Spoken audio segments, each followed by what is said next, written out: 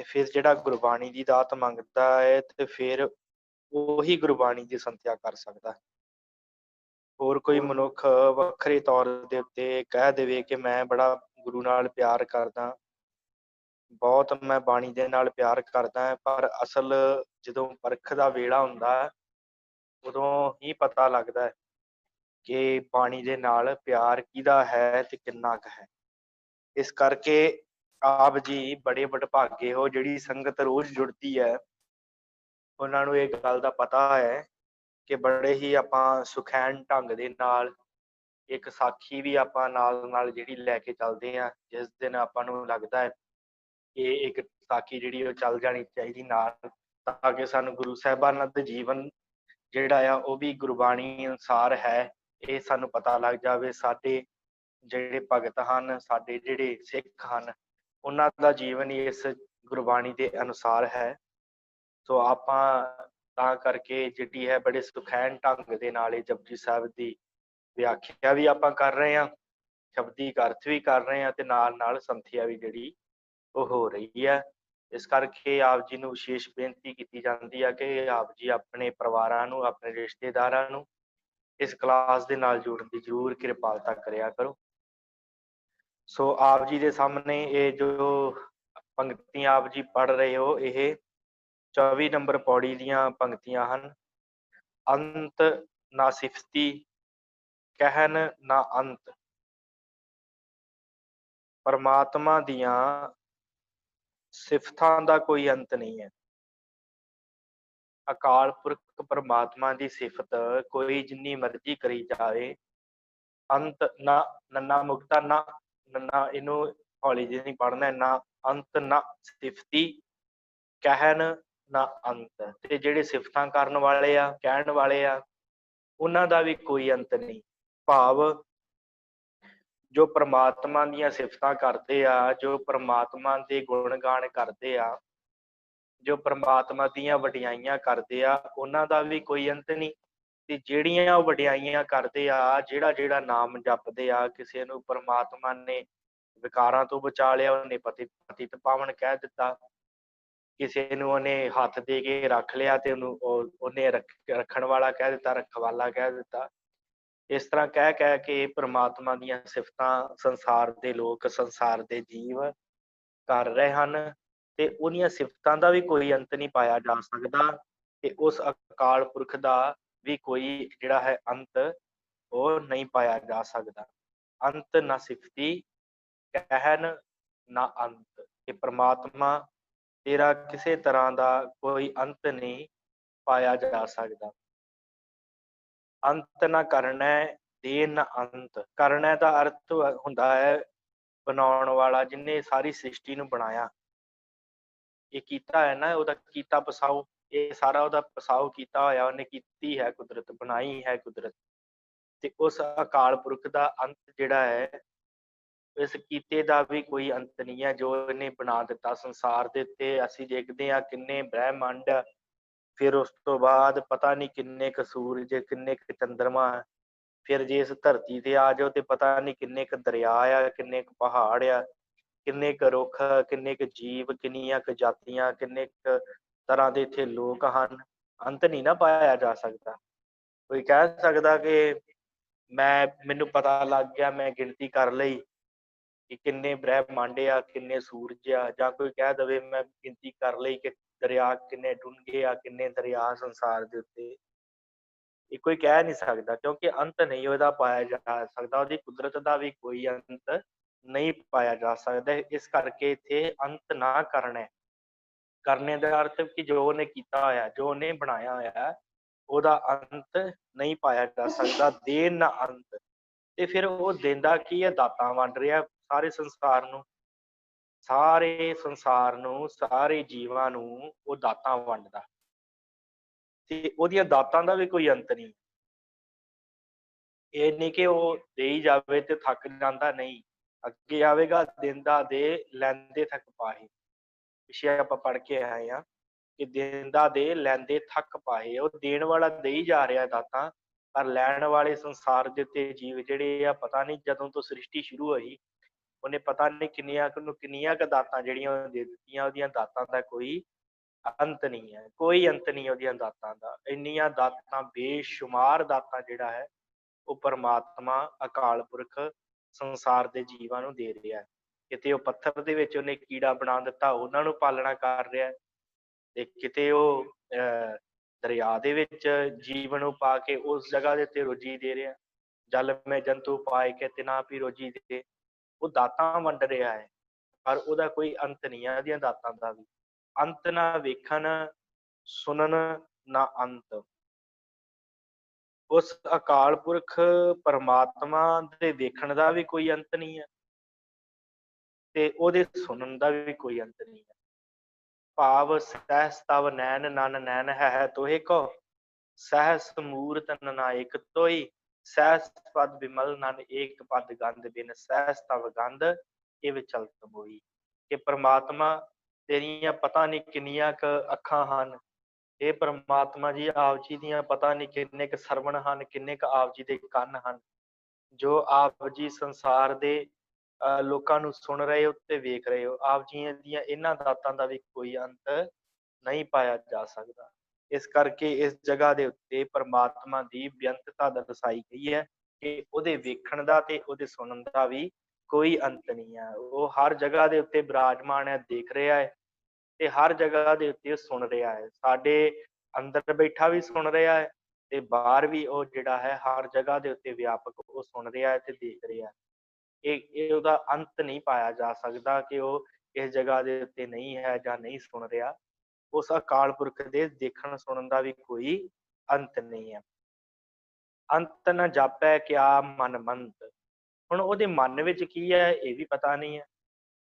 ਅੰਤ ਨ ਜਾਪੈ ਕਿਆ ਮਨ ਮੰਤ, ਕੋਈ ਨਹੀਂ ਜਾਣ ਸਕਦਾ, ਕੋਈ ਨਹੀਂ ਦੱਸ ਸਕਦਾ ਕਿ ਉਸ ਅਕਾਲ ਪੁਰਖ ਦੇ ਮਨ ਵਿੱਚ ਕੀ ਹੈ।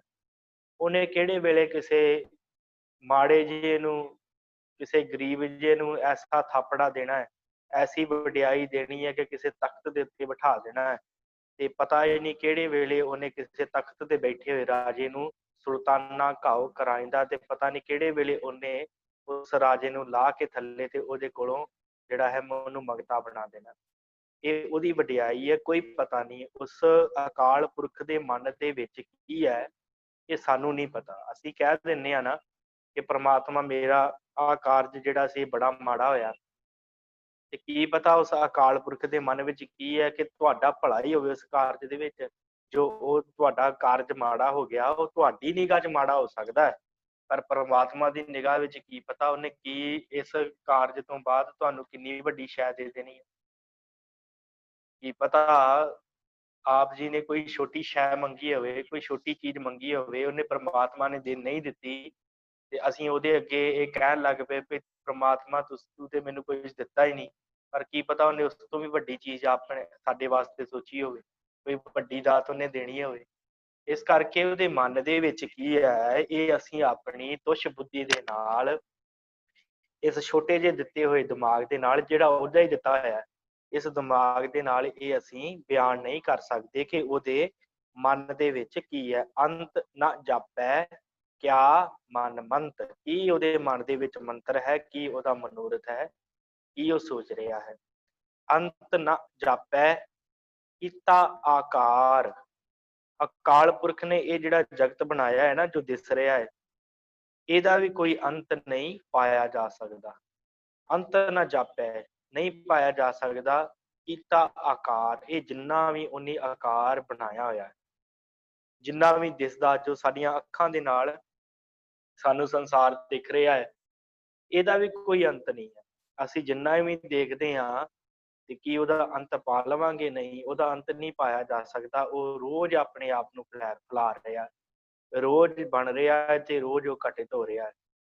ਉਹ ਅਕਾਲ ਪੁਰਖ ਐਸਾ ਹੈ ਕਿ ਉਹਦੇ ਆਕਾਰ ਦਾ ਵੀ ਕੋਈ ਅੰਤ ਨਹੀਂ। ਜਿੰਨੇ ਆਕਾਰ ਅਸੀਂ ਆਪਣੀਆਂ ਅੱਖਾਂ ਨਾਲ ਦੇਖਦੇ ਹਾਂ, ਕਿਸੇ ਦਾ ਸਰੀਰ ਦਾ ਆਕਾਰ ਹੁੰਦਾ ਹੈ, ਕਿਸੇ ਵਸਤੂ ਦਾ ਆਕਾਰ ਹੁੰਦਾ, ਰੁੱਖਾਂ ਦੇ ਆਕਾਰ ਬਣੇ ਹੋਏ ਆ। ਇਹ ਜਿੰਨੇ ਵੀ ਆਕਾਰੇ, ਜਿੰਨੇ ਵੀ ਚੀਜ਼ਾਂ ਅਸੀਂ ਅੱਖਾਂ ਦੇ ਨਾਲ, ਕਿਉਂਕਿ ਆਕਾਰ ਦੇ ਵਿੱਚ ਹੀ ਵਸਤੂ ਦਿਖਦੀ ਆ ਨਾ, ਜਾਂ ਗੋਲ ਸਾਨੂੰ ਦਿਖਦੀ ਆ, ਜਾਂ ਉਹਦੀ ਕੋਈ ਲੰਬਾਈ ਹੁੰਦੀ ਆ ਜਾਂ ਚੌੜਾਈ ਹੁੰਦੀ ਆ, ਉਸ ਹਿਸਾਬ ਦੇ ਨਾਲ ਅਸੀਂ ਉਹਨੂੰ ਦੇਖਦੇ ਹਾਂ। ਤੇ ਇੱਥੇ ਆਕਾਰ ਤੋਂ ਭਾਵ ਇਹੀ ਆ ਕਿ ਜਿੰਨੀਆਂ ਵੀ ਆਕਾਰਿਕ ਚੀਜ਼ਾਂ ਜਿਹੜੀਆਂ ਸਾਡੀਆਂ ਅੱਖਾਂ ਦੇਖ ਸਕਦੀਆਂ, ਭਾਵੇਂ ਉਹ ਚੌਰਸ ਆ, ਭਾਵੇਂ ਗੋਲ ਆ, ਭਾਵੇਂ ਲੰਬੀ ਆ, ਭਾਵੇਂ ਨਿੱਕੀ ਆ ਚੀਜ਼, ਜਿੰਨੀਆਂ ਵੀ ਚੀਜ਼ਾਂ ਅਸੀਂ ਆਪਣੀ ਅੱਖਾਂ ਦੇ ਨਾਲ ਜਿੰਨੇ ਵੀ ਆਕਾਰ ਦੇਖਦੇ ਆ, ਉਹਨਾਂ ਆਕਾਰਾਂ ਦਾ ਵੀ ਕੋਈ ਅੰਤ ਨਹੀਂ ਹੈ। ਪਤਾ ਨਹੀਂ ਅਕਾਲ ਪੁਰਖ ਨੇ ਕਿੰਨੇ ਕੈਸੇ ਆਕਾਰ ਪੈਦਾ ਕੀਤੇ ਹੋਏ ਆ। ਉਸ ਤੋਂ ਅੱਗੇ ਅੰਤ ਨਾ ਜਾਪੈ ਪਾਰਾਵਾਰ। ਪਾਰਾਵਾਰ ਦਾ ਅਰਥ ਸਾਧ ਸੰਗਤ ਹੁੰਦਾ ਹੈ ਉਰਲਾ ਤੇ ਪਰਲਾ ਬੰਨਾ। ਭਾਵ ਜਿਵੇਂ ਕੋਈ ਦਰਿਆ ਹੋਵੇ, ਉਹਦਾ ਇੱਕ ਉਰਲਾ ਕਿਨਾਰਾ ਹੁੰਦਾ ਹੈ, ਜਿਹਨੂੰ ਜਿਸ ਪਾਸੇ ਆਪਾਂ ਖੜੇ ਹੋਈਏ ਆਪਾਂ ਕਵਾਂਗੇ ਇਹ ਉਰਲਾ ਕਿਨਾਰਾ ਹੈ ਦਰਿਆ ਦਾ, ਤੇ ਜਿਹੜਾ ਦੂਸਰੇ ਪਾਸੇ ਹੋਏਗਾ ਅਸੀਂ ਕਵਾਂਗੇ ਇਹ ਦੂਸਰਾ ਪਾਸਾ ਜਿਹੜਾ ਪਰਲਾ ਕਿਨਾਰਾ ਹੈ। ਤੇ ਉਹਦੇ ਵਿੱਚ ਸਾਰਾ ਸਮੁੰਦਰ ਆ ਜਾਂਦਾ, ਜਾਂ ਕਹਿ ਲਓ ਜਿਸ ਦਰਿਆ ਦੇ ਕੰਢੇ ਤੇ ਅਸੀਂ ਖੜੇ ਆ ਉਹ ਦਰਿਆ ਸਾਰਾ ਦੋ ਕਿਨਾਰਿਆਂ ਦੇ ਵਿੱਚ ਆ ਜਾਂਦਾ ਹੈ। ਪਰ ਇੱਥੇ ਸਤਿਗੁਰਾਂ ਨੇ ਦੱਸਿਆ ਕਿ ਉਹਦੇ ਪਾਰਾਵਾਰ ਦਾ ਕੋਈ ਅੰਤ ਨਹੀਂ ਹੈ, ਕਿ ਉਹ ਕਿਸ ਕਿਨਾਰੇ ਦੇ ਉੱਤੋਂ ਸ਼ੁਰੂ ਹੁੰਦਾ ਹੈ, ਕਿਸ ਕਿਨਾਰੇ ਦੇ ਉੱਤੇ ਜਾ ਕੇ ਖਤਮ ਹੁੰਦਾ ਹੈ, ਇਹ ਉਹਦਾ ਪਾਰਾਵਾਰ ਨਹੀਂ ਪਾਇਆ ਜਾ ਸਕਦਾ। ਕਿ ਪਰਮਾਤਮਾ ਏਡਾ ਹੈ, ਇਸ ਕਿਨਾਰੇ ਤੋਂ ਸ਼ੁਰੂ ਹੋ ਕੇ ਤੇ ਉਸ ਪਰਲੇ ਕਿਨਾਰੇ ਤੇ ਖਤਮ ਹੋ ਜਾਂਦਾ ਹੈ। ਕੋਈ ਨਹੀਂ ਕਹਿ ਸਕਦਾ ਕਿ ਉਹ ਕਿੰਨਾ ਵਿਸ਼ਾਲ ਹੈ, ਕਿੰਨਾ ਫੈਲਿਆ ਹੋਇਆ ਹੈ। ਇਸ ਕਰਕੇ ਇੱਥੇ ਸ਼ਬਦ ਜਿਹੜਾ ਹੈ ਅੰਤ ਨਾ ਜਾਪੈ ਪਾਰਾਵਾਰ, ਕਿ ਪਰਮਾਤਮਾ ਦਾ ਜਿਹੜਾ ਪਾਰਾਵਾਰ ਹੈ ਉਹ ਨਹੀਂ ਪਾਇਆ ਜਾ ਸਕਦਾ, ਕਿ ਪਰਮਾਤਮਾ ਕਿੱਡਾ ਵੱਡਾ ਹੈ, ਉਹਦਾ ਪਾਰਾਵਾਰ ਕਿੰਨਾ ਫੈਲਾਓ ਵਾਲਾ ਹੈ, ਤੇ ਉਹ ਕਿੱਥੋਂ ਤੱਕ ਫੈਲਿਆ ਹੋਇਆ ਹੈ, ਉਹਦਾ ਪਾਰਾਵਾਰ ਜਿਹੜਾ ਹੈ ਉਹ ਨਹੀਂ ਪਾਇਆ ਜਾ ਸਕਦਾ। ਅੱਗੇ ਆ ਜਾਓ ਜੀ। ਅੰਤ ਕਾਰਨ ਕੇਤੇ ਬਿਲ ਲਾਹੇ। ਬਿਲ ਲਾਹੇ ਇਕੱਠਾ ਹੀ ਬੋਲਣਾ ਹੈ, ਬਿਲ ਲਾਹੇ। ਬਿਲ ਦੋ ਲੱਲੇ ਲੱਗੇ ਆ ਨਾ, ਬਿਲ ਲਾਹੇ। ਜਿੱਦਾਂ ਆਪਾਂ ਹੌਲੀ ਇਹਨਾਂ ਨੂੰ ਪੜਾਂਗੇ ਬਿਲ ਲਾਹੇ ਵੱਖਰਾ ਕਰਕੇ, ਤੇ ਫਿਰ ਇਹ ਛੇਤੀ ਜਿਹੜਾ ਪਕੜ ਚ ਆ ਜਾਣਗੇ। ਬਿਲ ਲਾਹੇ ਇਕੱਠਾ ਸ਼ਬਦ ਪੜਨਾ ਹੈ। ਅੰਤ ਕਾਰਨ ਕੇਤੇ ਬਿਲ ਲਾਹੇ। ਉਸ ਅਕਾਲ ਪੁਰਖ ਦਾ ਅੰਤ ਪਾਉਣ ਦੇ ਲਈ ਪਤਾ ਨਹੀਂ ਕਿੰਨੇ ਕੁ ਲੋਕ ਵਿਲਕ ਰਹੇ ਆ, ਤੇ ਵਿਲਕ ਕੇ ਇੱਥੋਂ ਚਲੇ ਗਏ ਉਹਦਾ ਹੱਥ ਬੰਨਾ ਲੱਭਣ ਦੇ ਵਾਸਤੇ। ਬੜੇ ਸੰਸਾਰ ਦੇ ਉੱਤੇ ਲੋਕ ਹੋਏ ਆ, ਬੜੇ ਵਿਦਵਾਨ ਹੋਏ ਆ, ਜਿਨ੍ਹਾਂ ਨੇ ਕਈ ਕਈ ਗ੍ਰੰਥ ਲਿਖ ਦਿੱਤੇ, ਚਾਰਵਾਕ ਵਰਗੇ, ਜਿਨ੍ਹਾਂ ਨੇ ਕਈ ਗ੍ਰੰਥ ਲਿਖ ਲਿਖ ਕੇ ਇਹ ਕਹਿ ਦਿੱਤਾ ਕਿ ਉਸ ਪਰਮਾਤਮਾ ਦਾ ਜਿਹੜਾ ਹੈ ਪਾਰਾਵਾਰ ਨਹੀਂ ਪਾਇਆ ਜਾ ਸਕਦਾ, ਉਹ ਬੇਅੰਤ ਹੈ। ਅੰਤ ਕਾਰਨ ਕੇਤੇ ਬਿਲ ਲਾਹੇ। ਅਖੀਰ ਉਹਨਾਂ ਨੂੰ ਵਿਰਲਾਪ ਹੀ ਕਰਨਾ ਪੈ ਗਿਆ। ਜਿਵੇਂ ਸਾਇੰਸ ਦੇ ਲੋਕ ਇਹ ਗੱਲ ਕਹਿੰਦੇ ਆ ਨਾ ਕਿ ਅਸੀਂ ਪਰਮਾਤਮਾ ਨੂੰ ਲੱਭ ਲਿਆ ਹੈ, ਪਰਮਾਤਮਾ ਕੀ ਹੈ ਅਸੀਂ ਜਾਣ ਗਏ ਹਾਂ, ਪਰ ਜਦੋਂ ਉਹ ਸਰੀਰ ਨੂੰ ਛੱਡਦੇ ਆ ਤੇ ਉਹਨਾਂ ਨੂੰ ਪਤਾ ਲੱਗਦਾ ਹੈ ਕਿ ਪਰਮਾਤਮਾ ਜਿਹੜਾ ਹੈ ਉਹਦਾ ਥਾਂ ਨਹੀਂ ਪਾਇਆ ਜਾ ਸਕਦਾ। ਭਾਵੇਂ ਅਸੀਂ ਕਿੰਨਾ ਵੀ ਇਹ ਗੱਲ ਕਹਿ ਦਈਏ, ਕਿ ਉਹਦਾ ਅਸੀਂ ਪਾਰਾਵਾਰ ਪਾ ਲਿਆ, ਪਰ ਉਸ ਪਰਮਾਤਮਾ ਦਾ ਪਾਰਾਵਾਰ ਨਹੀਂ ਪਾਇਆ ਜਾ ਸਕਦਾ। ਅੰਤ ਕਾਰਨ ਕੇਤੇ ਬਿਲ ਲਾਹੇ। ਉਹਦਾ ਅੰਤ ਪਾਉਣ ਦੇ ਲਈ ਕਿ ਉਹ ਕਿੱਡਾ ਹੈ, ਕਿੱਡਾ ਮਹਾਨ ਹੈ, ਕਿੰਨਾ ਫੈਲਿਆ ਹੋਇਆ ਹੈ, ਇਹ ਅੰਤ ਪਾਉਣ ਦੇ ਲਈ ਲੱਖਾਂ ਹੀ ਲੋਕ ਆ ਰਹੇ ਆ, ਤੇ ਆਏ ਸੀ, ਤੇ ਹੁਣ ਆਉਣ ਵਾਲੇ ਸਮੇਂ 'ਚ ਵੀ ਆਉਣਗੇ, ਜਿਹੜੇ ਕਹਿਣਗੇ ਕਿ ਅਸੀਂ ਪਰਮਾਤਮਾ ਨੂੰ ਜਾਣ ਲਿਆ, ਪਰ ਉਹ ਵਿਲਕਦੇ ਹੀ ਇਸ ਸੰਸਾਰ ਤੋਂ ਚਲੇ ਜਾਣਗੇ।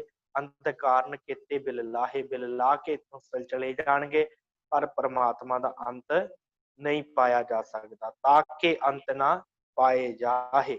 ਉਸ ਅਕਾਲ ਪੁਰਖ ਦਾ ਅੰਤ ਨਹੀਂ ਪਾਇਆ ਜਾ ਸਕਦਾ। ਇਹ ਸਤਿਗੁਰਾਂ ਨੇ ਇਸ ਪੰਕਤੀ ਦੇ ਵਿੱਚ ਗੱਲ ਆਖੀ ਹੈ ਕਿ ਉਹਦਾ ਹੱਥ ਬੰਨਾ ਕੋਈ ਵੀ ਨਹੀਂ ਲੱਭ ਸਕਦਾ, ਤਾਂ ਕਿ ਅੰਤ ਨਾ ਪਾਏ ਜਾਹੇ। ਉਸ ਅਕਾਲ ਪੁਰਖ ਦਾ ਅੰਤ ਕੋਈ ਵੀ ਮਨੁੱਖ ਇਸ ਤੁਛ ਬੁੱਧੀ ਦੇ ਨਾਲ ਕਦੇ ਵੀ ਨਹੀਂ ਪਾ ਸਕਦਾ, ਭਾਵੇਂ ਉਹ ਜਿੰਨਾ ਮਰਜ਼ੀ ਜ਼ੋਰ ਲਾ ਲਵੇ। ਅੰਤ ਕਾਰਨ ਕੇਤੇ ਬਿਲ ਲਾਹੇ, ਤਾਂ ਕਿ ਅੰਤ ਨਾ ਪਾਏ ਜਾਹੇ। ਇਹ ਅੰਤ ਨਾ ਜਾਣੈ ਕੋਇ।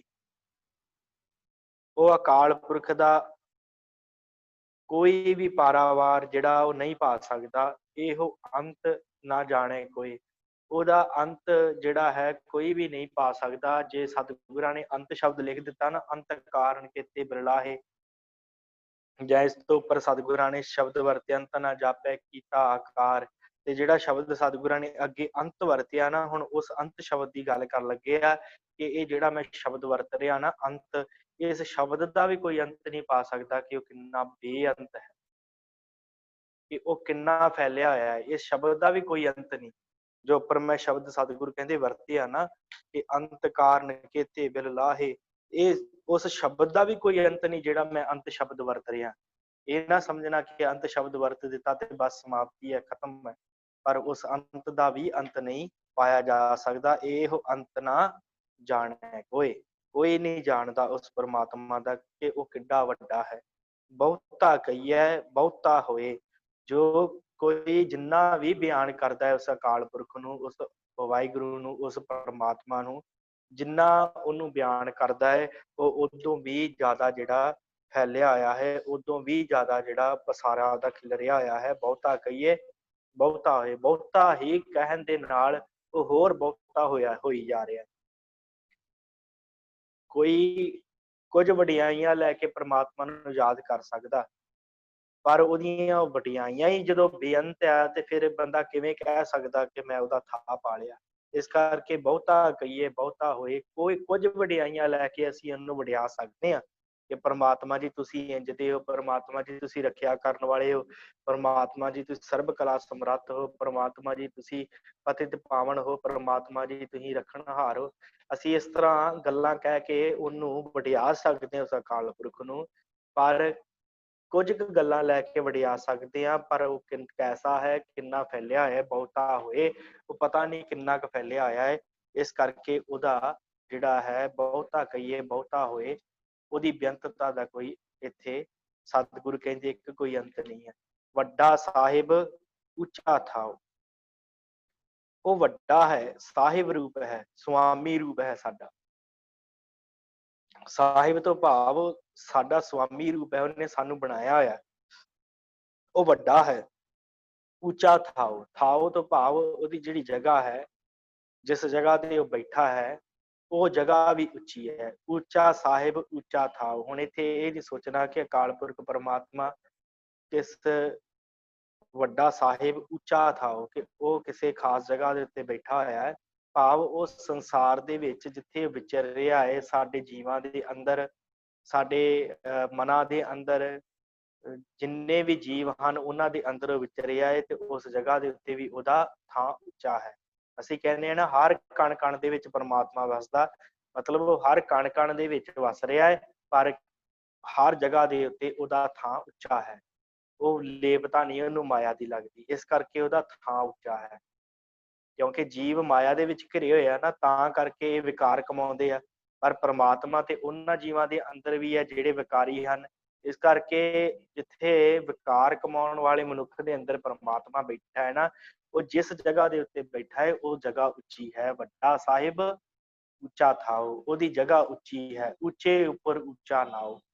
ਪ੍ਰਮਾਤਮਾ ਵੱਡਾ ਹੈ ਤੇ ਪ੍ਰਮਾਤਮਾ ਨਾਲੋਂ ਵੱਡਾ ਕੀ ਹੈ? ਉਸ ਅਕਾਲ ਪੁਰਖ ਦਾ ਨਾਮ। ਪਰਮਾਤਮਾ ਤੋਂ ਵੱਡਾ ਸਤਿਗੁਰ ਕਹਿੰਦੇ ਹੈ ਉਹ ਕੀ ਹੈ? ਉੱਚਾ ਨਾਓ। ਉੱਚੇ ਉੱਪਰ ਉੱਚਾ ਨਾਓ। ਜਿੰਨਾ ਉਹ ਉੱਚਾ ਹੈ ਨਾ ਪਰਮਾਤਮਾ, ਓਨਾ ਹੀ ਉੱਚਾ ਉਹਦਾ ਨਾਮ ਹੈ। ਜਿਹੜੇ ਜਪਣ ਦੀ ਤਾਕੀਦ ਸਤਿਗੁਰਾਂ ਨੇ ਇਸ ਸਾਰੀ ਪੌੜੀ ਦੇ ਅੰਦਰ ਕੀਤੀ ਹੈ ਕਿ ਭਾਈ ਉਹਦਾ ਅੰਤ ਤੇ ਪਾਇਆ ਨਹੀਂ ਜਾ ਸਕਦਾ, ਪਰ ਇੱਕ ਕੰਮ ਤੂੰ ਜ਼ਰੂਰ ਕਰ ਸਕਦਾ ਕਿ ਉਹਦਾ ਨਾਮ ਉੱਚਾ ਹੈ, ਤੇ ਉਹ ਨਾਮ ਜਿਹੜਾ ਹੈ ਤੂੰ ਜਪ ਕੇ ਤੇ ਭਵ ਸਾਗਰ ਤੋਂ ਪਾਰ ਹੋ ਸਕਦਾ ਹੈ, ਉਹਦੇ ਵਿੱਚ ਲੀਨ ਹੋ ਸਕਦਾ ਹੈ। ਏਵੜ ਉੱਚਾ ਹੋਵੇ ਕੋਏ। ਜੇ ਕੋਈ ਹੋਰ ਉਹਦੇ ਜਿੱਡਾ ਜਿਹੜਾ ਵੱਡਾ ਹੋਵੇ, ਕੋਈ ਉਸ ਪਰਮਾਤਮਾ ਦੇ ਬਰਾਬਰ ਦਾ ਹੋਵੇ, ਇਸ ਉੱਚੇ ਕੋ ਜਾਣੈ ਸੋਏ। ਉਸ ਵੱਡੇ ਨੂੰ ਉਹ ਅਕਾਲ ਪੁਰਖ ਪਰਮਾਤਮਾ ਆਪ ਹੀ ਜਾਣ ਸਕਦਾ ਹੈ, ਹੋਰ ਕਿਸੇ ਦੀ ਬੁੱਧੀ ਦੇ ਨਾਲ ਕੋਈ ਬਿਆਨ ਨਹੀਂ ਕਰ ਸਕਦਾ। ਏਵੜ ਉੱਚਾ ਹੋਵੇ ਕੋਏ। ਜੇ ਕੋਈ ਪਰਮਾਤਮਾ ਤੋਂ ਉੱਚਾ ਹੋਵੇ, ਇਸ ਉੱਚੇ ਕੋ ਜਾਣੇ ਸੋਏ। ਉਹਨੂੰ ਸਿਰਫ ਉਹ ਅਕਾਲ ਪੁਰਖ ਹੀ ਜਾਣ ਸਕਦਾ ਜੇ ਕੋਈ ਉਹ ਤੋਂ ਉੱਚਾ ਹੋਵੇਗਾ, ਪਰ ਪਰਮਾਤਮਾ ਤੋਂ ਉੱਚਾ ਹੋਰ ਕੋਈ ਨਹੀਂ। ਜੇ ਕੋਈ ਉੱਥੋਂ ਤੱਕ ਪਹੁੰਚੇਗਾ ਤੇ ਜਾਣੇਗਾ, ਜੇ ਕੋਈ ਇੰਨਾ ਉੱਚਾ ਹੋਵੇਗਾ ਤੇ ਜਾਣੇਗਾ। ਕੋਈ ਉਸ ਤੱਕ ਪਹੁੰਚ ਕਰ ਹੀ ਨਹੀਂ ਸਕਦਾ ਤੇ ਫਿਰ ਪਰਮਾਤਮਾ ਤੋਂ ਉੱਚਾ ਕੋਈ ਕਿਵੇਂ ਹੋ ਸਕਦਾ ਹੈ? ਇਸ ਉੱਚੇ ਕੋ ਜਾਣੇ ਸੋਏ। ਫਿਰ ਹੀ ਉਹ ਪਰਮਾਤਮਾ ਨੂੰ ਜਾ ਸਕਦਾ ਹੈ ਜੇ ਕੋਈ ਉਹਦੇ ਬਰਾਬਰ ਦਾ ਹੋ ਜਾਵੇ, ਪਰ ਉਹਦੇ ਬਰਾਬਰ ਦਾ ਕੋਈ ਹੋ ਨਹੀਂ ਸਕਦਾ।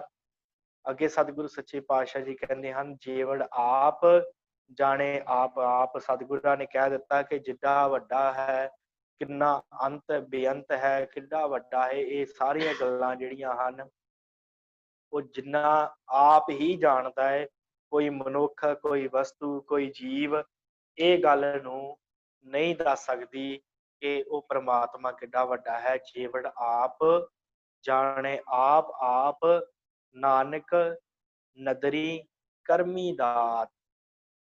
ਨਦਰ ਉਹਦੀ ਮਿਹਰ ਦੀ ਨਜ਼ਰ ਦੇ ਨਾਲ, ਉਹਦੀ ਕਰਮ ਦੇ ਨਾਲ ਜਿਹੜੀ ਹੈ ਬਖਸ਼ਿਸ਼ਾਂ ਤੇ ਦਾਤਾਂ ਜਿਹੜੀਆਂ ਉਹ ਪ੍ਰਾਪਤ ਹੁੰਦੀਆਂ। ਉਸ ਵੱਡੇ ਦੀ ਬਖਸ਼ਿਸ਼ ਦੇ ਨਾਲ ਇਹ ਗੱਲ ਸਮਝ ਚ ਆਉਂਦੀ ਹੈ, ਇਸ ਗੱਲ ਦੀ ਪ੍ਰਤੀਤ ਹੁੰਦਾ ਹੈ ਕਿ ਹਾਂ ਉਹ ਵੱਡਾ ਹੈ ਤੇ ਉਹਨੂੰ ਜਪਣਾ ਹੈ, ਉਹਦਾ ਸਿਮਰਨ ਕਰਨਾ ਹੈ, ਉਹਦਾ ਨਾਮ ਲੈਣਾ ਹੈ।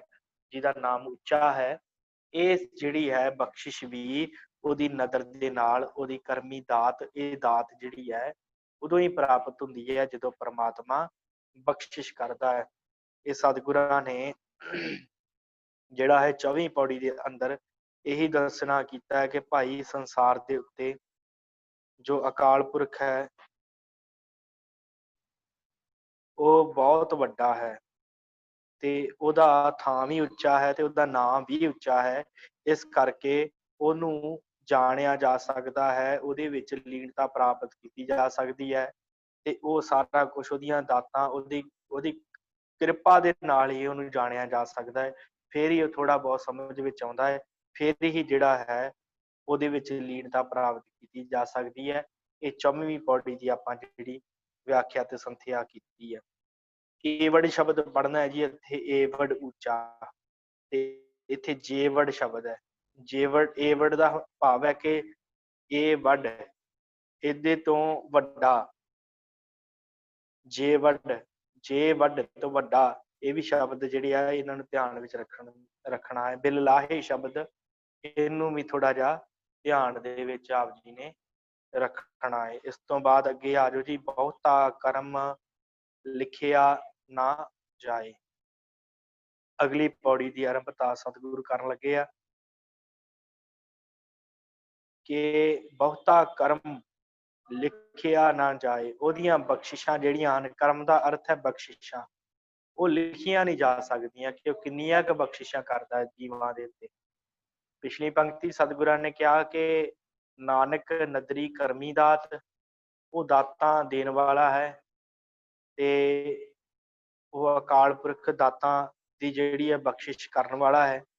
ਤੇ ਹੁਣ ਉਹਦੀ ਬਖਸ਼ਿਸ਼ ਬਾਰੇ ਜਿਹੜਾ ਹੈ ਉਹ ਦੱਸਿਆ ਹੈ ਕਿ ਉਹ ਅਕਾਲ ਪੁਰਖ ਪਰਮਾਤਮਾ ਦੀ ਕਿੰਨੀ ਵੱਡੀ ਬਖਸ਼ਿਸ਼ ਹੈ। ਬਹੁਤਾ ਕਰਮ ਲਿਖਿਆ ਨਾ ਜਾਏ, ਉਹ ਇੰਨੀਆਂ ਬਖਸ਼ਿਸ਼ਾਂ ਕਰਨ ਵਾਲਾ ਕਿ ਉਹਦੀ ਬਖਸ਼ਿਸ਼ ਲਿਖੀ ਨਹੀਂ ਜਾ ਸਕਦੀ ਕਿ ਉਹ ਜੀਵਾਂ ਨੂੰ ਕਿੰਨੀ ਬਖਸ਼ਿਸ਼ ਜਿਹੜੀ ਉਹ ਵੰਡ ਰਿਹਾ ਹੈ।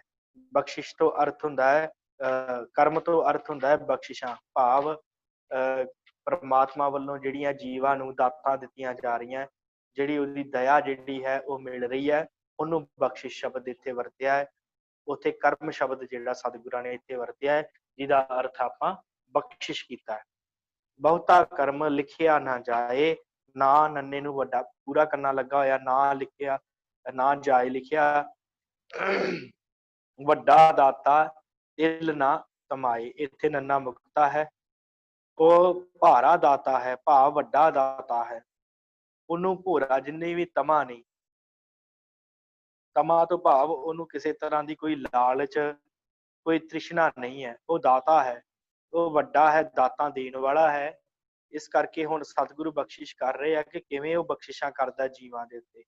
ਵੱਡਾ ਦਾਤਾ ਤਿਲ ਨਾ ਤਮਾਏ, ਇੱਕ ਤਿਲ ਜਿੰਨੀ ਵੀ ਉਹਨੂੰ ਤਮਾ ਨਹੀਂ ਹੈ ਕਿ ਉਹ ਸਾਡੇ, ਅਸੀਂ ਕਿਸੇ ਕੋਲੋਂ ਕੋਈ ਵਸਤੂ ਲੈਂਦੇ ਆ ਨਾ ਕਿ ਭਾਈ ਮੈਨੂੰ ਕੋਈ ਚੀਜ਼ ਚਾਹੀਦੀ ਹੈ ਤੇ ਮੈਂ ਕਿਸੇ ਕੋਲੋਂ ਮੰਗ ਲਵਾਂ, ਤੇ ਜਦੋਂ ਆਪਾਂ ਚੀਜ਼ ਮੰਗ ਲੈਂਦੇ ਆ ਫਿਰ ਉਸ ਤੋਂ ਬਾਅਦ ਉਹ ਮਨੁੱਖ ਜਿਹੜਾ ਹੁੰਦਾ ਹੈ ਉਹਦੇ ਉੱਤੇ ਉਹਦਾ ਸਾਡੇ ਉੱਤੇ ਅਹਿਸਾਨ ਹੋ ਜਾਂਦਾ ਹੈ। ਸਾਨੂੰ ਪਤਾ ਹੈ ਕਿ ਅੱਜ ਅਸੀਂ ਉਹਦੇ ਕੋਲੋਂ ਕੋਈ ਚੀਜ਼ ਮੰਗੀ ਹੈ ਤੇ ਕੱਲ ਨੂੰ ਉਹ ਜ਼ਰੂਰ ਸਾਡੇ ਕੋਲੋਂ ਕੋਈ ਨਾ ਕੋਈ ਹੈਲਪ, ਕੋਈ ਨਾ ਕੋਈ ਮਦਦ ਜ਼ਰੂਰ ਮੰਗੇਗਾ। ਇਸ ਦੁਨੀਆ ਦਾ ਦਸਤੂਰ ਬਣਿਆ ਹੋਇਆ ਕਿ ਜਦੋਂ ਅਸੀਂ ਕਿਸੇ ਕੋਲੋਂ ਕੋਈ ਚੀਜ਼, ਕੋਈ ਵਸਤੂ ਲੈਂਦੇ ਆ ਜਾਂ ਕਿਸੇ ਦੀ ਕੋਈ ਸਹਾਇਤਾ ਲੈਂਦੇ ਆ ਤੇ ਕੱਲ ਨੂੰ ਜਦੋਂ ਉਹਨੂੰ ਲੋੜ ਪੈਂਦੀ ਆ ਤੇ ਸਾਨੂੰ ਵੀ ਸਹਾਇਤਾ ਕਰਨੀ ਪੈਂਦੀ ਆ। ਪਰ ਇੱਥੇ ਸਤਿਗੁਰ ਸੱਚੇ ਪਾਤਸ਼ਾਹ ਬਖਸ਼ਿਸ਼ ਕਰਦੇ ਆ ਕਿ ਉਹ ਦਾਤਾਂ ਦਿੰਦਾ ਹੈ ਪਰ ਤਿਲ ਜਿੰਨੀ ਵੀ ਤਮਾ ਨਹੀਂ ਰੱਖਦਾ। ਕਿ ਮੈਂ ਇਹਨੂੰ ਇਹ ਚੀਜ਼ ਦਿੱਤੀ ਹੈ, ਵਸਤੂ ਦਿੱਤੀ ਹੈ, ਮੈਂ ਧੀਆਂ ਪੁੱਤਰ ਇਹਨੂੰ ਦਿੱਤੇ ਆ, ਪਰਿਵਾਰ ਦਿੱਤਾ ਹੈ, ਤੇ ਇਹ ਜਿਹੜਾ ਹੈ ਮੈਨੂੰ ਵੀ ਕੁਝ ਦੇਵੇ। ਇਹ ਤੇ ਸਾਡੇ ਕਰਕੇ ਸਤਿਗੁਰਾਂ ਨੇ ਕਿਹਾ ਕਿ ਭਾਈ ਤੁਹਾਡਾ ਕਰਮ ਹੈ ਨਾਮ ਜਪਣਾ।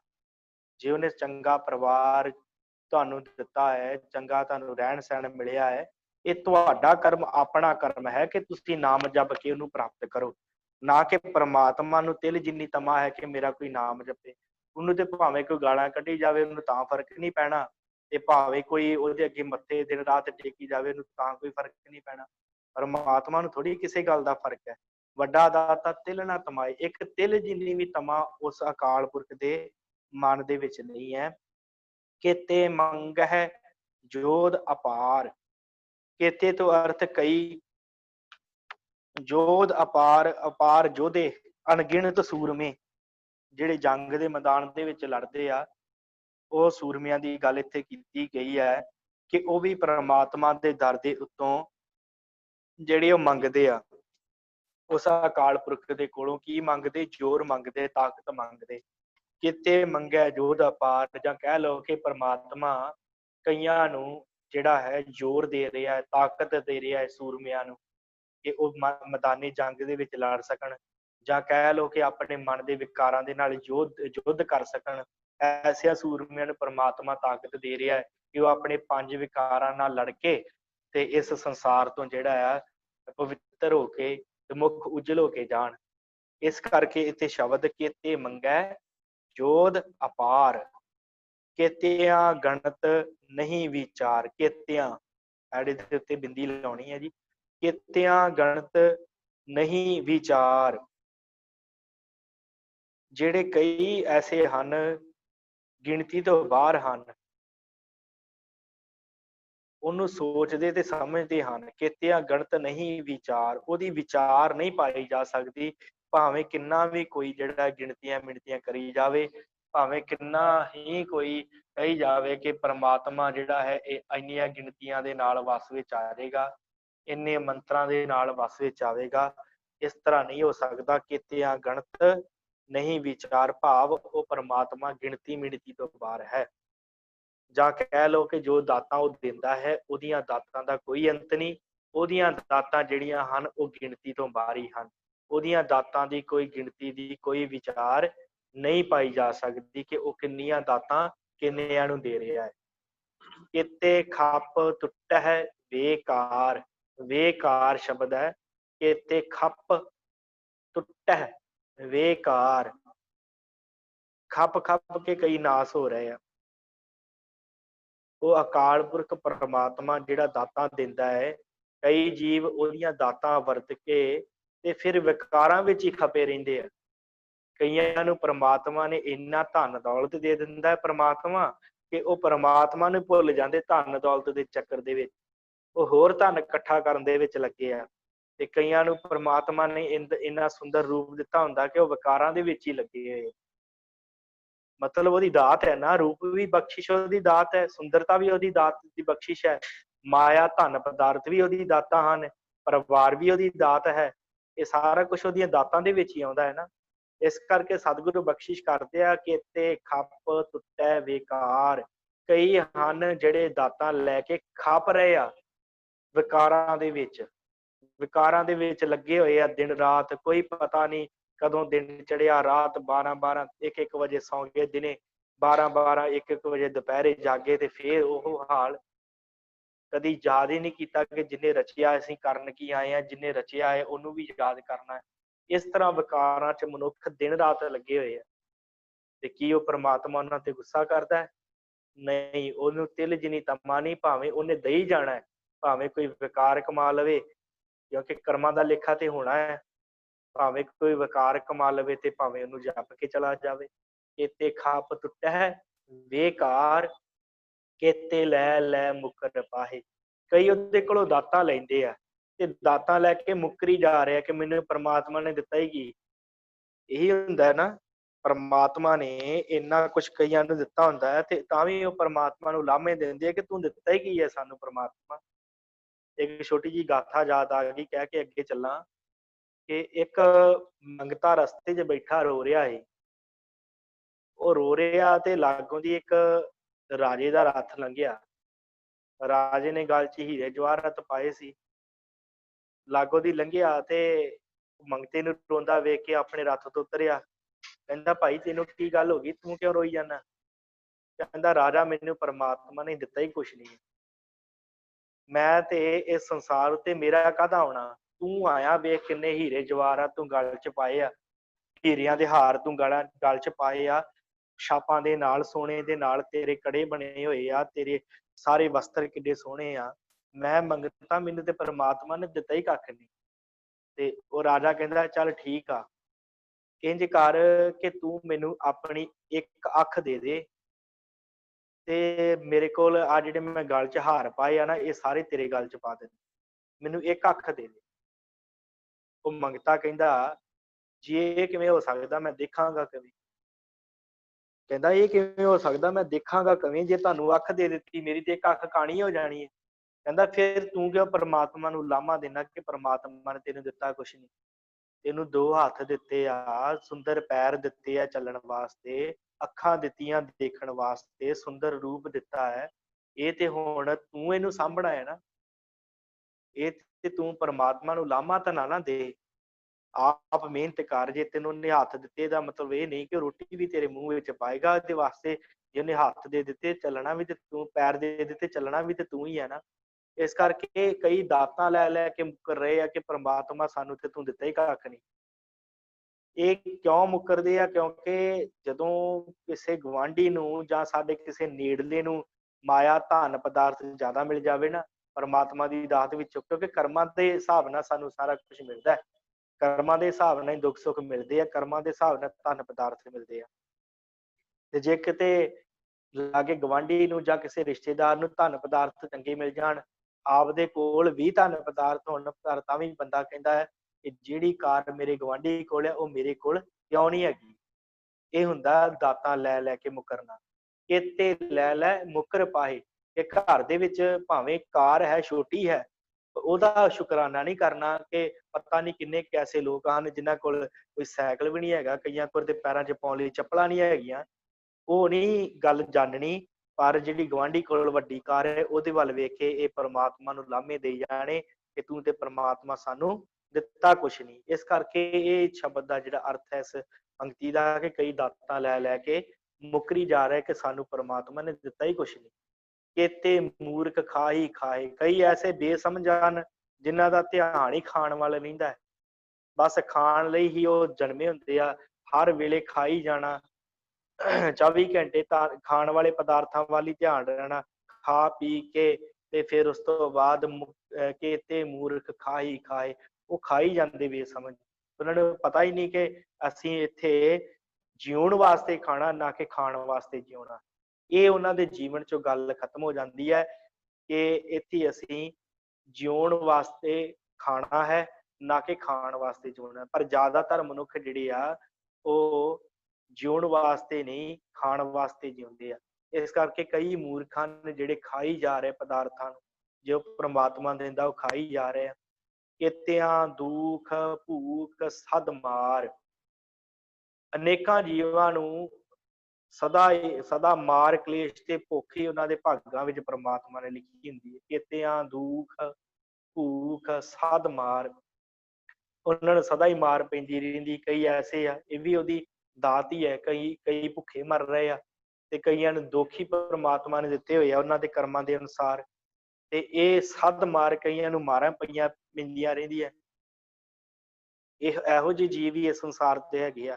ਤੇ ਸਤਿਗੁਰਾਂ ਨੇ ਇਹਨਾਂ ਨੂੰ ਇਸ ਸ਼ਬਦ ਨੂੰ, ਇਸ ਪੰਕਤੀ ਨੂੰ ਲਿਖਣ ਲੱਗਿਆ ਵੀ ਆਪਣੇ ਮਨ ਚ ਆਵੇਗਾ ਕਿ ਦੁੱਖ ਤੇ ਭੁੱਖ ਵਿੱਚ ਕਿਹੜੀ ਦਾਤ ਹੋਈ। ਹੁਣ ਸਤਿਗੁਰੂ ਅਗਲੀ ਪੰਕਤੀ ਚ ਬਖਸ਼ਿਸ਼ ਕਰਦੇ ਆ, ਇਹ ਭੇਦਾਤ ਤੇਰੀ ਦਾਤਾਰ। ਕਿ ਇਹ ਪ੍ਰਮਾਤਮਾ ਜਿਹੜੀ ਦੁੱਖ ਆ, ਭੁੱਖ ਆ, ਜਿਹੜੀ ਮਾਰ ਪੈਣੀ, ਇਹ ਵੀ ਇੱਕ ਤੇਰੀ ਦਾਤ ਆ। ਕਿਉਂਕਿ ਬੰਦਾ ਦੁਖੀ ਹੋਵੇਗਾ ਫਿਰ ਹੀ ਪ੍ਰਮਾਤਮਾ ਨੂੰ ਯਾਦ ਕਰ ਸਕਦਾ। ਜੇ ਉਹਨੂੰ ਭੁੱਖ ਲੱਗੇਗੀ ਤੇ ਫਿਰ ਹੀ ਪ੍ਰਮਾਤਮਾ ਨੂੰ ਕਹਿ ਸਕਦਾ ਕਿ ਰੱਬਾ ਕੁਝ ਨਾ ਕੁਝ ਖਾਣ ਨੂੰ ਤੇ ਦੇ। ਤੇ ਜੇ ਉਹਨੂੰ ਮਾਰ ਪੈ ਰਹੀ ਹੈ ਫਿਰ ਹੀ ਉਹ ਕਹਿ ਸਕਦਾ ਪ੍ਰਮਾਤਮਾ ਮੈਨੂੰ ਮਾਰ ਬਹੁਤ ਪੈ ਰਹੀ ਆ, ਮੇਰੇ ਤੋਂ ਉੱਪਰਲੇ ਜਿਹੜੇ ਆ ਉਹ ਮੈਨੂੰ ਕੁੱਟ ਰਿਹਾ ਤੇ ਕਿਰਪਾ ਕਰ ਮੇਰੀ ਰੱਖਿਆ ਕਰਨੀ ਕਰ, ਫਿਰ ਹੀ ਯਾਦ ਕਰੇਗਾ ਨਾ। ਇਸ ਕਰਕੇ ਸਤਿਗੁਰਾਂ ਨੇ ਕਹਿ ਦਿੱਤਾ ਕਿ ਇਹ ਵੀ ਉਹਦੀਆਂ ਦਾਤਾਂ ਹਨ। ਇਹ ਭੇਦਾਤ तेरी दातार। ये परमात्मा उपरलियां जिन्नियां भी दातां हन, हुण आपां इस पंक्ति दे फिर अर्थ कर दिंदे, ये भे दात, भी शब्द नहीं पढ़ना, भे, ये भे दात तेरी दातार, हे दाता जी, उपरलियां जिन्नियां दातां हन ये तू जीवां नूं दे रिहा है। बंद खलासी भाणे होए, पर जिहड़ी मुक्ति है, जिहड़ी बंद खलासी है, वो परमात्मा दे हुक्म दे नाल है। दातां लैके ਉਹਨੂੰ ना याद करना ये साडी भुल है, पर बंद खलासी जिहड़ी है वो ਉਹਦੇ ਭਾਣੇ ਦੇ ਵਿੱਚ है। ਉਹਨੇ पता नहीं ਕਿਹੜੇ ਵੇਲੇ कदों ਕਿਸੇ ਮੂਰਖ ਨੂੰ, ਜਿਹੜਾ ਖਾਹੀ ਖਾਹੇ ਵਾਲੇ ਆਪਾਂ ਪੜ੍ਹੀ ਹੈ, ਉਹ ਕਿਸੇ ਐਸੇ ਖਾਣ ਵਾਲੇ ਮਨੁੱਖ ਦੇ ਅੰਦਰ ਹੀ ਐਸੀ ਚਿਣਗ ਲਾ ਦੇ ਕਿ ਉਹ ਅਗਲੇ ਦਿਨ ਧਰਮਾਤਾ ਬਣ ਜਾਵੇ, ਕੋਈ ਪਤਾ ਨਹੀਂ। ਕੋਈ ਪਤਾ ਨਹੀਂ ਉਹ ਜਿਨ੍ਹਾਂ ਦੀ ਗੱਲ ਸਤਿਗੁਰਾਂ ਨੇ ਕੀਤੀ ਹੈ ਕਿ ਜਿਹੜੇ ਦਾਤਾਂ ਲੈ ਲੈ ਕੇ ਮੁੱਕਰ ਰਹੇ ਆ। ਮੇਰੇ ਖਿਆਲ ਨਾਲ ਸਲਾਈਡ ਬਦਲੀ ਨਹੀਂ ਗਈ। ਹਾਂ, ਵਾਹਿਗੁਰੂ।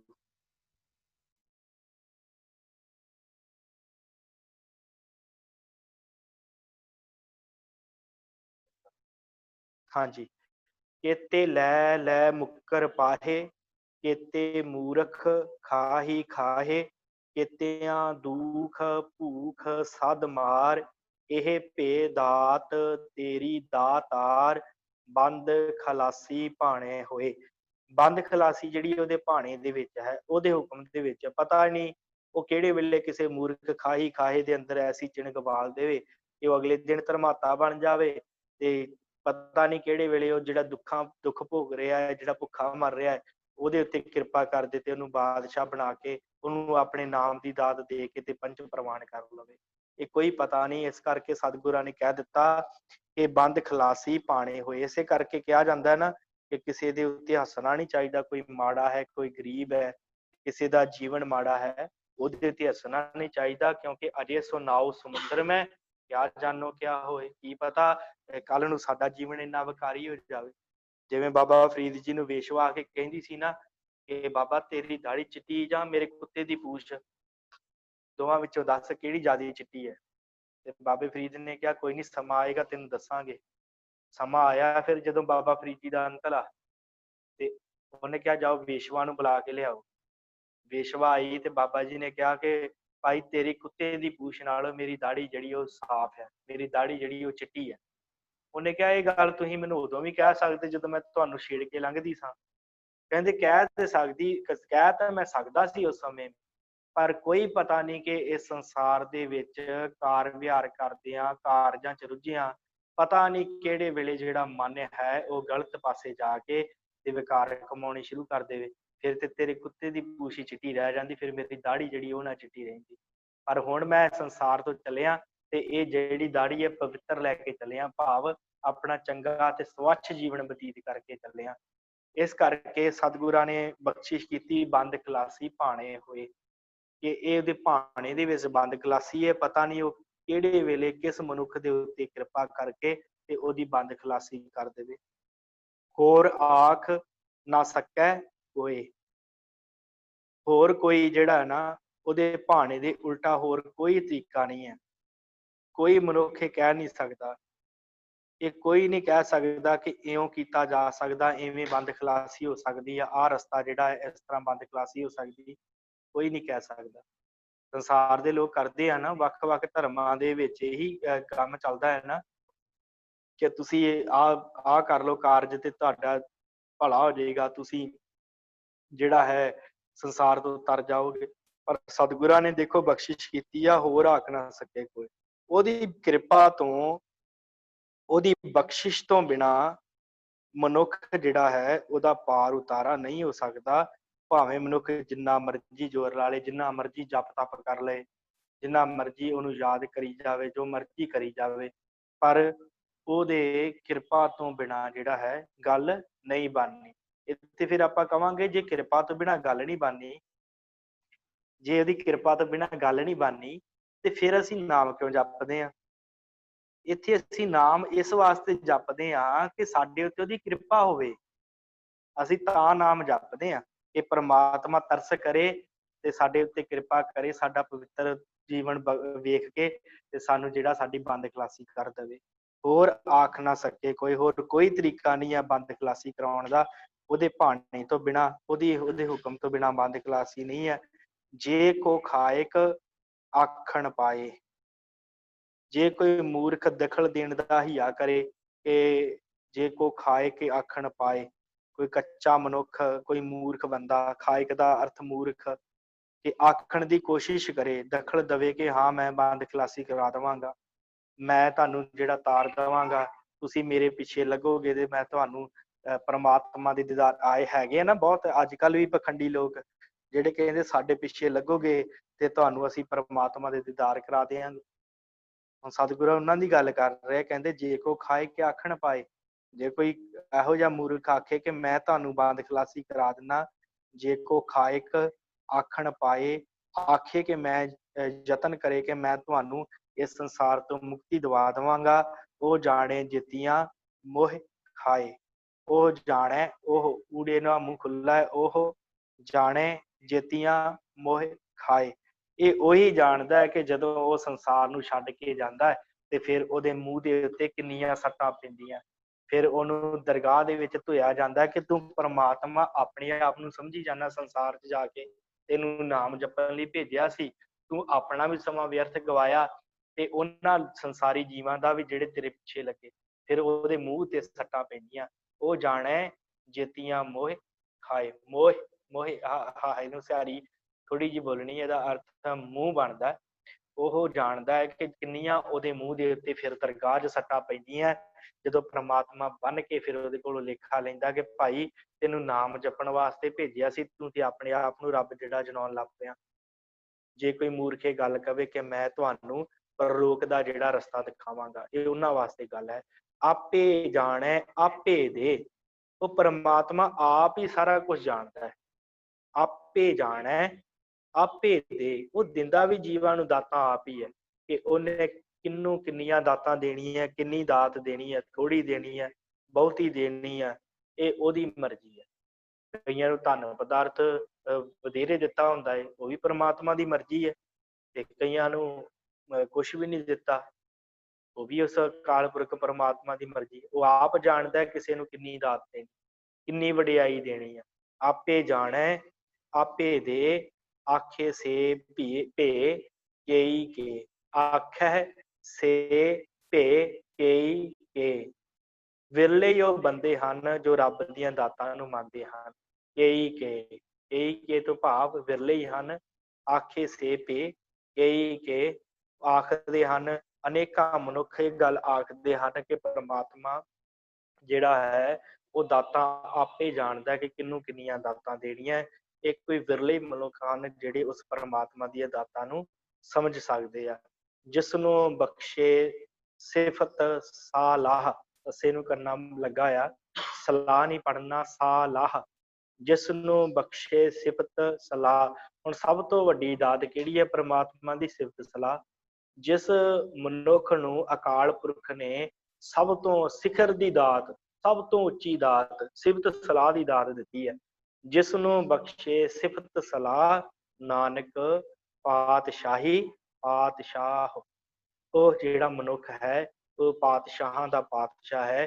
ਜਿਸ ਮਨੁੱਖ ਦੇ ਉੱਤੇ ਕਿਰਪਾ ਕਰਕੇ, ਜਿਸ ਮਨੁੱਖ ਨੂੰ ਉਸ ਅਕਾਲ ਪੁਰਖ ਪਰਮਾਤਮਾ ਨੇ ਜੋ ਹੈ ਨਾਮ ਜਪਣ ਦੀ ਸਿਫਤ ਸਲਾਹ ਦੀ ਦਾਤ ਬਖਸ਼ੀ ਹੋਈ ਆ, ਜਿਹਨੂੰ ਅੰਮ੍ਰਿਤ ਵੇਲੇ ਦੀ ਦਾਤ ਬਖਸ਼ੀ ਹੋਈ ਆ, ਜਿਹਨੂੰ ਬਾਣੀ ਪੜ੍ਹਨ ਦੀ ਦਾਤ ਬਖਸ਼ੀ ਹੋਈ ਆ, ਜਿਹਨੂੰ ਨਾਮ ਜਪਣ ਦੀ ਦਾਤ ਬਖਸ਼ੀ ਹੋਈ ਆ, ਜਿਹਨੂੰ ਸਿਮਰਨ ਕਰਨ ਦੀ ਦਾਤ ਬਖਸ਼ੀ ਹੋਈ ਆ, ਜਿਹਨੂੰ ਕਥਾ ਕੀਰਤਨ ਸੁਣਨ ਦੀ ਦਾਤ ਬਖਸ਼ੀ ਹੋਈ ਆ, ਸਤਿਗੁਰੂ ਕਹਿੰਦੇ ਉਹ ਪਾਤਸ਼ਾਹਾਂ ਦਾ ਪਾਤਸ਼ਾਹ ਹੈ। ਇਹ ਸਭ ਤੋਂ ਵੱਡੀ ਦਾਤ ਹੈ ਸਿਫਤ ਸਲਾਹ ਦੀ। ਉੱਪਰਲੀਆਂ ਦਾਤਾਂ ਜਿੰਨੀਆਂ ਗਿਣ ਕੇ ਆਏ ਆ ਨਾ, ਉਹ ਛੋਟੀਆਂ ਪੈ ਜਾਂਦੀਆਂ ਇਸ ਦਾਤ ਦੇ ਅੱਗੇ। ਪਰਮਾਤਮਾ ਦੀ ਸਿਫਤ ਸਲਾਹ ਦੀ ਦਾਤ ਸਭ ਤੋਂ ਵੱਡੀ ਹੈ। ਸੋ ਸਾਧ ਸੰਗਤ ਇਹ ਆਪਾਂ ਅੱਜ 25 ਪੌੜੀਆਂ ਤੱਕ ਸੰਥਿਆ ਤੇ ਵਿਆਖਿਆ ਜੋ ਹੈ ਉਹ ਕਰ ਚੁੱਕੇ ਹਾਂ। ਹੁਣ ਆਪਾਂ ਅੱਗੇ ਗਿਆਨੀ ਪਰਮਜੀਤ ਸਿੰਘ ਜੀ ਨਾਲ ਪਾਸੋਂ ਜੋ ਵਿਚਾਰ ਹਨ ਉਹ ਸਰਵਣ ਕਰਨੇ ਆ। ਉਹਨਾਂ ਨੇ ਇੱਕ ਸਾਖੀ ਜਿਹੜੀ ਹੈ ਸਤਿਗੁਰਾਂ ਦੇ ਜੀਵਨ ਦੇ ਨਾਲ, ਜਿਸ ਨੂੰ ਬਖਸ਼ੇ ਸਿਫਤ ਸਲਾਹ, ਇਹ ਸਿਫਤ ਸਲਾਹ ਦੀ ਦਾਤ ਕੀ ਹੁੰਦੀ ਹੈ, ਇਹਦੇ ਉੱਤੇ ਆਪ ਦੇ ਨਾਲ ਜਿਹੜੀ ਹੈ ਸਾਖੀ ਸਾਂਝੀ ਕਰਨਗੇ, ਉਪਰੰਤ ਆਪਾਂ ਸਮਾਪਤੀ ਕਰਾਂਗੇ ਜੀ। ਗਿਆਨੀ ਪਰਮਜੀਤ ਸਿੰਘ ਜੀ। ਵਾਹਿਗੁਰੂ ਜੀ ਕਾ ਖਾਲਸਾ, ਵਾਹਿਗੁਰੂ ਜੀ ਕੀ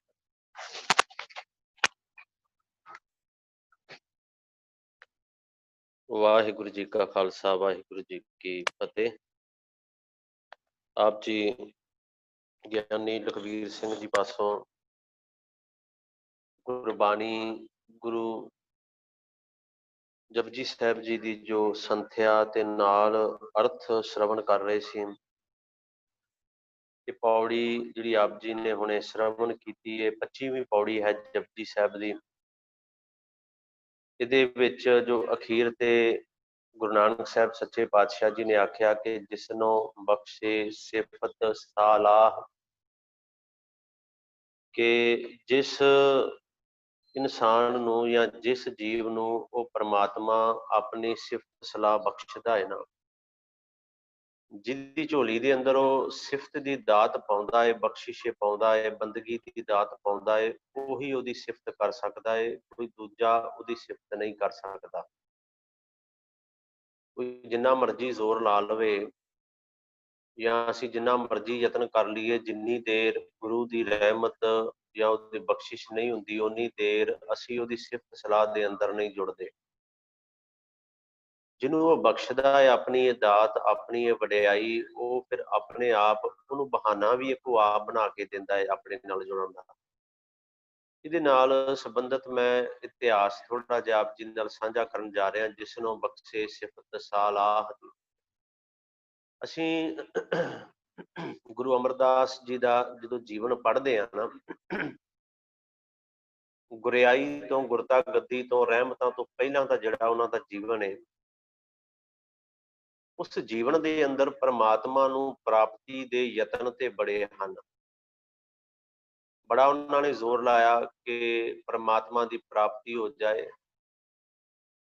ਤੇ ਮਨ ਦੇ ਅੰਦਰ ਇੱਕ ਸਲਾਹ ਕਰ ਲਈ ਕਿ ਮੈਂ ਗੰਗਾ ਤੇ ਇਸ਼ਨਾਨ ਕਰਨ ਜਾਵਾਂਗਾ, ਗੰਗਾ ਤੇ ਜਾਇਆ ਹੀ ਮੈਂ ਪਵਿੱਤਰ ਬਣ ਸਕਦਾ, ਪਵਿੱਤਰ ਹੋ ਸਕਦਾ। ਸਾਡੇ ਇਤਿਹਾਸ ਨੇ ਆਖਿਆ ਕਿ ਬਾਬਾ ਅਮਰਦਾਸ, ਮੈਂ ਬਾਬਾ ਸ਼ਬਦ ਵਰਤ ਰਿਹਾ ਕਿਉਂਕਿ ਗੁਰਿਆਈ ਤੋਂ ਪਹਿਲਾਂ ਉਹਨਾਂ ਲਈ ਬਾਬਾ ਸ਼ਬਦ ਵਰਤਿਆ ਗਿਆ। ਬਾਬਾ ਤਾਂ ਕਰਕੇ ਕਿਉਂਕਿ ਉਮਰ ਬਜ਼ੁਰਗੀ ਦੀ ਸੀ। ਬਾਬਾ ਅਮਰਦਾਸ ਜੀ ਆਪਣੇ ਪਿੰਡ ਤੋਂ ਚੱਲਦੇ ਨੇ, ਬਾਸਰਕੇ ਗਿੱਲਾਂ ਉਹਨਾਂ ਦਾ ਪਿੰਡ ਹੈ। ਇਹ ਬਾਸਰਕੇ ਗਿੱਲਾਂ ਨਾ ਛੇਹਰਟਾ ਸਾਹਿਬ ਦੇ ਬਿਲਕੁਲ ਨਾਲ ਹੀ ਹੈ। ਤੁਸੀਂ ਅੰਮ੍ਰਿਤਸਰ ਸਾਹਿਬ ਤੋਂ ਆਪਾਂ ਛੇਹਰਟਾ ਜਾਂਦੇ ਹਾਂ, ਛੇਹਰਟੇ ਤੋਂ ਥੋੜਾ ਜਿਹਾ ਅੱਗੇ ਜਾ ਕੇ ਬਾਸਰਕੇ ਪਿੰਡ ਹੈ, ਅੱਗੇ ਸਾਨ ਸਾਹਿਬ ਗੁਰਦੁਆਰਾ, ਫਿਰ ਅੱਗੇ ਬੀੜ ਬਾਬਾ ਬੁੱਢਾ ਸਾਹਿਬ ਨੂੰ ਇਹੀ ਰਸਤਾ ਜਾਂਦਾ ਹੈ। ਜਦੋਂ ਬਾਸਰਕੇ ਤੋਂ ਚੱਲਣਾ, ਹਰਿਦੁਆਰ ਤੱਕ ਪੈਦਲ ਚੱਲ ਕੇ ਜਾਣਾ, ਗੰਗਾ ਦੇ ਕਿਨਾਰੇ ਤੇ ਬੈਠ ਕੇ ਗੰਗਾ ਦੀ ਸਿਫਤ ਕਰਨੀ, ਇਸ਼ਨਾਨ ਕਰਨੇ, ਫਿਰ ਵਾਪਸ ਆ ਜਾਣਾ, ਤੇ ਕੁਝ ਵੀ ਹਾਸਲ ਨਹੀਂ ਹੋਣਾ। ਜੇ ਭਾਂਡਾ ਖਾਲੀ ਲੈ ਕੇ ਜਾਣਾ ਤੇ ਕਹਿਣ ਦਾ ਭਾਵ ਇਹ ਆ ਕਿ ਭਾਂਡਾ ਖਾਲੀ ਲੈ ਕੇ ਹੀ ਵਾਪਸ ਮੋੜ ਆਉਣਾ। ਸਮਾਂ ਨਿਕਲਦਾ ਗਿਆ, ਇਤਿਹਾਸ ਨੇ ਆਖਿਆ ਕਿ ਇਹਨਾਂ ਨੇ ਫਿਰ ਇੱਕ ਪ੍ਰਣ ਹੋਰ ਕਰ ਲਿਆ ਕਿ ਸਾਲ ਵਿੱਚ 2 ਵਾਰ, ਭਾਵ ਹਰ 6 ਮਹੀਨੇ ਬਾਅਦ ਜਿਹੜਾ ਉਹ ਗੰਗਾ ਤੇ ਇਸ਼ਨਾਨ ਕਰਨ ਵਾਸਤੇ ਜਾਣਾ, ਉਹ ਵੀ ਪੈਦਲ। ਬੜੀ ਹੈਰਾਨੀ ਹੁੰਦੀ ਨਾ ਇਹ ਗੱਲ ਸੁਣ ਕੇ ਵੀ ਜਾਣਾ ਵੀ ਇਹ 6 ਮਹੀਨੇ ਬਾਅਦ ਜਾਣਾ ਵੀ ਪੈਦਲ, 1 ਮਹੀਨਾ ਜਾਣ 1 ਮਹੀਨਾ ਆਉਣ। ਤੇ ਘਰ ਸਮਾਂ ਕਿੰਨਾ ਕੁ ਰੁਕਦੇ ਸਨ। ਭਾਵ ਇਹ ਕਹਿਣ ਦਾ ਇਹ ਅਰਥ ਹੈ ਕਿ ਮਨ ਦੇ ਅੰਦਰ ਚਾਅ ਸੀ ਕਿ ਵਾਹਿਗੁਰੂ ਦਾ, ਪ੍ਰਮਾਤਮਾ ਦਾ, ਰੱਬ ਦਾ ਮਿਲਾਪ ਹੋਵੇ, ਪਰ ਰਸਤਾ ਨਹੀਂ ਸੀ ਮਿਲ ਰਿਹਾ, ਸਹੀ ਰਸਤਾ ਜਿਹੜਾ ਹੈ। ਲਗਾਤਾਰ ਜਾ ਰਹੇ ਨੇ, ਰਸਤੇ ਵਿੱਚ ਇੱਕ ਪੰਡਿਤ ਤੇ ਜਿਹਨੇ ਸਰਾਂ ਬਣਾਈ ਹੈ ਆਪਣੀ, ਉਹਦੇ ਕੋਲ ਰੁਕਦੇ ਨੇ ਗੁਰੂ ਸਾਹਿਬ। ਉਹਦੇ ਨਾਲ ਚੰਗੀ ਮਿੱਤਰਤਾ ਵੀ ਗੁਰੂ ਸਾਹਿਬ ਦੀ ਪੈ ਗਈ। ਇੱਕ ਵਾਰ ਜਾ ਰਹੇ ਸਨ ਜਦੋਂ ਗੰਗਾ ਦੇ ਵੱਲ, ਹਰਿਦੁਆਰ ਵੱਲ, ਤੇ ਇਹਦੇ ਕੋਲ ਰਸਤੇ ਵਿੱਚ, ਇਹਦੀ ਧਰਮਸ਼ਾਲ ਵਿੱਚ ਮੇਰੇ ਪਾਤਸ਼ਾਹ ਬਾਬਾ ਅਮਰਦਾਸ ਜੀ ਰੁਕੇ। ਉੱਥੇ ਕੁਝ ਦੇਰ ਆਰਾਮ ਕੀਤਾ, ਲੇਟ ਗਏ, ਸੌਂ ਗਏ। ਪੰਡਿਤ ਜਿਹੜਾ ਨਾ, ਕਹਿੰਦੇ ਸ਼ਾਸਤਰਾਂ ਦਾ ਗਿਆਤਾ ਸੀ, ਇਹਨੂੰ ਚੰਗੀ ਨੌਲੇਜ ਸੀ। ਇਹਨੇ ਬਾਬੇ ਅਮਰਦਾਸ ਨੂੰ ਸੁੱਤਿਆਂ ਨੂੰ ਦੇਖਿਆ ਤੇ ਬਾਬਾ ਅਮਰਦਾਸ ਜੀ ਦੇ ਪੈਰ ਦੇ ਅੰਦਰ ਇਹਨਾਂ ਪਦਮ ਦੇਖਿਆ। ਇਤਿਹਾਸ ਪੈਰ ਸ਼ਬਦ ਵਰਤਦਾ ਹੈ ਤੇ ਮੈਂ ਤੁਹਾਨੂੰ ਇਹ ਗੱਲ ਦੱਸਦਾ ਜਾਵਾਂ ਕਿ ਕੋਈ ਝੂਠ ਨਹੀਂ ਹੈ। ਇਸ ਗੱਲ ਦੀ ਗਵਾਹੀ ਜਿਹੜੀ ਨਾ ਗੁਰੂ ਗ੍ਰੰਥ ਸਾਹਿਬ ਦੀ ਬਾਣੀ ਵੀ ਭਰਦੀ ਹੈ ਕਿ ਉਹਨਾਂ ਦੇ ਪਦਮ ਸੀ ਗੁਰੂ ਅਮਰਦਾਸ ਸਾਹਿਬ, ਬਾਬਾ ਅਮਰਦਾਸ ਜੀ ਦੇ। ਗੁਰੂ ਗ੍ਰੰਥ ਸਾਹਿਬ ਦੀ ਇਹ ਪੰਕਤੀ ਹੈ ਗੁਰੂ ਅਮਰਦਾਸ ਸਾਹਿਬ ਜੀ ਦੇ ਵਾਸਤੇ ਕਿ ਬਾਰਿਜ ਕਰ ਦਾਹਿਨੈ ਸਿੱਧ ਸਨਮੁਖ ਮੁਖ ਜੋਵੈ ਰਿਦ ਬਸੈ ਬਾਵਾਂਗ ਜੋ ਤੀਨ ਲੋਕਾਂਤਰ ਮੋਹ ਹੈ। ਇਹਦਾ ਅਰਥ ਹੈ ਬਾਰਿਜ ਕਰ ਦਾਹਿਨੈ। ਬਾਰਿਜ ਕਹਿੰਦੇ ਨੇ ਪਦਮ ਨੂੰ, ਕਰ ਹੱਥ ਕਹਿੰਦੇ ਨੇ, ਦਾਹਿਨੇ ਦਾ ਭਾਵ ਹੈ ਦਾਇਆ ਸੱਜਾ, ਕਿ ਗੁਰੂ ਅਮਰਦਾਸ ਸਾਹਿਬ ਜੀ ਦੇ ਸੱਜੇ ਹੱਥ ਦੇ ਅੰਦਰ ਪਦਮ ਸੀ, ਪਦਮ ਦਾ ਨਿਸ਼ਾਨ। ਪਦਮ ਕਮਲ ਨੂੰ ਕਿਹਾ ਜਾਂਦਾ ਹੈ, ਭਾਵੇਂ ਨਿਸ਼ਾਨ ਮੰਨਿਆ ਜਾਂਦਾ ਹੈ। ਇੱਥੇ ਗੁਰੂ ਸਾਹਿਬ ਦੀ ਉਸਤਤ ਹੈ ਕਿ ਬਾਰਿਜ ਕਰ ਦਾਹਿਨੈ ਸਿੱਧ ਸਨਮੁਖ ਮੁਖ ਜਾਵੈ। ਸਿੱਧੀਆਂ ਜਿਹੜੀਆਂ ਨੇ ਉਹ ਗੁਰੂ ਸਾਹਿਬ ਦੇ ਸਾਹਮਣੇ ਆ ਕੇ ਸਿਰ ਝੁਕਾ ਕੇ ਖੜੀਆਂ ਨੇ। ਰਿੱਧ ਬਸੈ ਬਾਵਾਂਗ, ਰਿੱਧੀਆਂ ਜਿਹੜੀਆਂ ਨੇ ਉਹ ਖੱਬੇ ਪਾਸੇ ਆ ਕੇ ਗੁਰੂ ਸਾਹਿਬ ਦੇ ਬੈਠੀਆਂ ਨੇ, ਭਾਵ ਗੁਰੂ ਸਾਹਿਬ ਤੋਂ ਛੋਟਾ ਉਹਨਾਂ ਨੂੰ ਵਿਖਾਇਆ ਗਿਆ।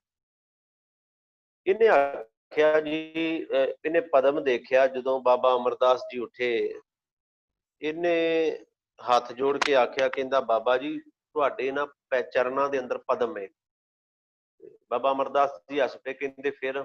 ਕਹਿੰਦਾ ਜੀ ਜਾਂ ਤੇ ਤੁਸੀਂ ਪਰਮਾਤਮਾ ਦੇ ਭਗਤ ਜਾਂ ਉਹਦਾ ਰੂਪ ਬਣੋਗੇ ਤੇ ਜਾਂ ਚੱਕਰਵਰਤੀ ਰਾਜੇ ਬਣੋਗੇ ਤੁਸੀਂ। ਬਾਬਾ ਅਮਰਦਾਸ ਹੱਸ ਪਏ, ਕਹਿੰਦੇ ਭੋਲਿਆ 60 ਸਾਲ ਮੇਰੀ ਉਮਰ ਹੋ ਗਈ, ਬੁੱਢਾ ਮੈਂ ਹੋ ਗਿਆ, ਬਜ਼ੁਰਗ ਹੋ ਗਿਆ, ਹੁਣ ਮੈਂ ਚੱਕਰਵਰਤੀ ਰਾਜਾ ਬਣਾਂਗਾ?